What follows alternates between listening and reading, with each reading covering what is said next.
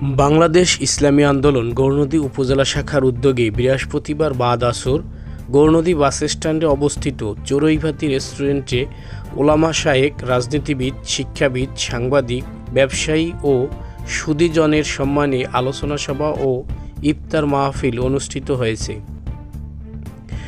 বাংলাদেশ ইসলামী আন্দোলন গৌরনদী উপজেলা শাখার সভাপতি মুফতি মোস্তফা কামালের সভাপতিত্বে আয়োজিত আলোচনা সভা ও ইফতার মাহফিল অনুষ্ঠানে প্রধান অতিথি হিসেবে উপস্থিত ছিলেন ইসলামী আন্দোলন বাংলাদেশ বরিশাল জেলা শাখার সভাপতি অধ্যাপক মাওলানা সিরাজুল ইসলাম।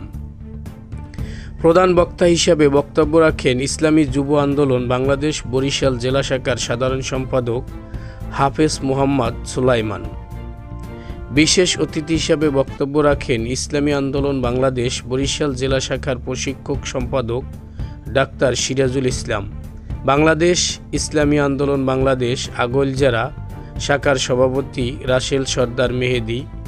এছাড়াও বক্তব্য রাখেন ইসলামী যুব আন্দোলন বরিশাল জেলা শাখার সাধারণ সম্পাদক হাফেজ সুলাইমান, জাতীয় শিক্ষক ফোরাম বরিশাল জেলা শাখার সাংগঠনিক সম্পাদক মাওলানা সাইফুল ইসলাম, ছাত্র আন্দোলন বরিশাল জেলা শাখার কার্যকরী সদস্য মোহাম্মদ আরিফ গোমস্তা সহ অন্যরা। এ সময় বাংলাদেশ শিক্ষক ফোরাম গৌরনদী উপজেলা শাখার সভাপতি ও সম্পাদক ঘোষণা করা হয়।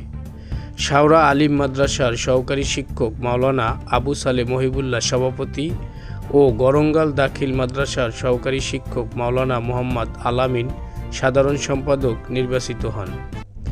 এছাড়াও ছাত্র আন্দোলন গৌরনদী উপজেলা শাখার 2024 সেশনের বিদায়ী সভাপতিকে 2025 সেশনের সভাপতি এইচ.এম. সাব্বির হোসেন সহ উপজেলার নেতাকর্মীগণ সম্মাননা ক্রেস্ট প্রদান করেন। ফারহান নান্নু, এ নিউজ 24।